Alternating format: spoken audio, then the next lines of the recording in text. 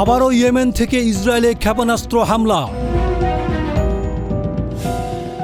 গাজার প্রতি সংহতি প্রকাশ করে ২০২৩ সালের অক্টোবর থেকেই ইসরায়েলে ক্ষেপণাস্ত্র এবং ড্রোন হামলা চালিয়ে যাচ্ছিল ইয়েমেনের ইরান সমর্থিত হুদি বিদ্রোহীরা।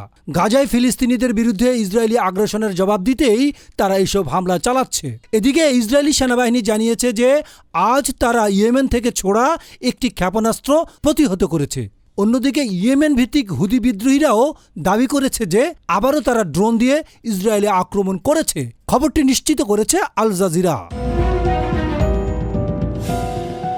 ইসরায়েলি সামরিক বাহিনীর এক বিবৃতিতে বলা হয়েছে, ক্ষেপণাস্ত্র হামলায় আজ ইসরায়েলের বেশ কয়েকটি এলাকায় সাইরেন বেজে ওঠে। ইয়েমেন থেকে ছোড়া একটি ক্ষেপণাস্ত্র ইসরায়েলি বিমান বাহিনী প্রতিহত করেছে। এরপরেই হুদির সামরিক মুখপাত্র ইয়াহিয়া সারি টেলিগ্রামে এক পোস্টে বলেন, ইয়েমেনি সশস্ত্র বাহিনীর ক্ষেপণাস্ত্র বাহিনী প্যালেস্টাইন ২ হাইপারসনিক ব্যালিস্টিক ক্ষেপণাস্ত্র ব্যবহার করে ইয়াফা দখলকৃত এলাকার লোড বিমানবন্দরকে লক্ষ্য করে একটি সামরিক অভিযান পরিচালনা করেছে। তিনি জানিয়েছেন, এই সামরিক অভিযানের লক্ষ্য অর্জন হয়েছে। তিনি বলেন, লাখ লাখ দখলদার ইহুদিবাদী আশ্রয়কেন্দ্রে পালিয়ে যেতে বাধ্য হয়েছে এবং বিমানবন্দরের কার্যক্রম বন্ধ হয়ে গেছে।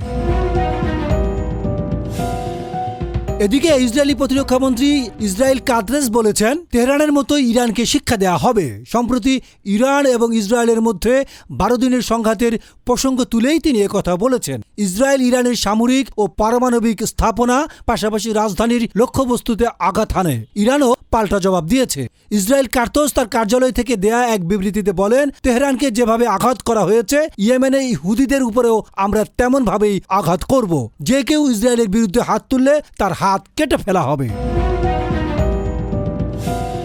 আন্তর্জাতিক ডেস্ক, গণমানুষের আওয়াজ।